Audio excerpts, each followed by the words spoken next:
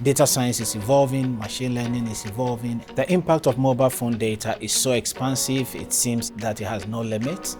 We are amazed about what we can do with this kind of data. It will be interesting to see how our MNO data can help our government. I'm pleasantly surprised to see such great enthusiasm and engagement around mobile phone data. We were very excited by the participation from the countries in our inaugural cohort workshop. The objective of the workshop was to bring together the 18 country teams which are the beneficiaries of the Global Data Facility grants. These country teams spent 4 days learning together, working together to shape up their country action plans and to bring together different stakeholders that usually don't get an opportunity to spend 4 days together in a workshop. I came to the project to support the participants in understanding more about how to process mobile phone data, how to use mobile phone data for policy, and also interact with the country teams. We're delivering training as well to the people who are receiving funding or going to receive funding, helping them to think through how they would deliver their activities, what their action plans might look like, building a roadmap for how to utilize the funding and other resources that the bank are going to make available, and actually implementing them in real-world circumstances and trying to develop more sustainable data pipelines. The reason I'm here, for those who know Guinea has been subject to a lot of shocks. Recently, there was like a disaster, the explosion of the largest oil terminal in the country. And until today, we don't know exactly what happened to the population that was in the vicinity. It's hard to know what happened in terms of how the economic activities have been affected. It will be important for us to use CDR data to complement the existing analytical work we have. Where we see that these insights have been mostly used are in understanding better the tourism perspective, reducing the cost that the public administrations used to have to produce those statistics, and also on transportation.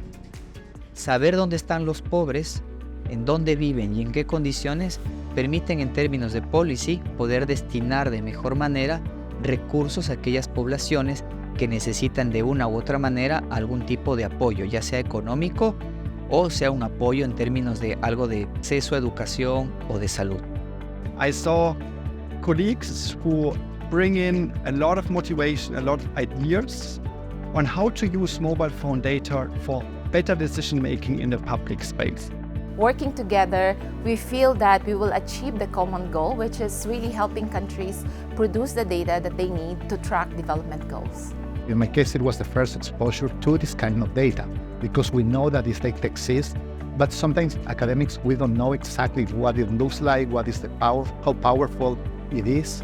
And this workshop has been super helpful to understand better this and to engage with potential stakeholders for several projects. For me, it's more to, to engage with other countries, also to know how World Bank can assist us to actually implement these initiatives. And networking will for sure go a long way to help us start our own project. The most difficult part in the use of mobile phone data is not technical. It is being able to get access to the data and being allowed to use the data. We had representatives from the private sector, the telecommunications companies, representatives from the government, the regulators, the national statistical offices, other government agencies, including academia and researchers, nonprofits in the space.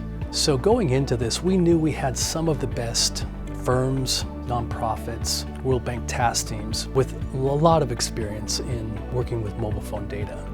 But you will need to have all of these players on board to be able to do it. Having them here in one room, that's a big win.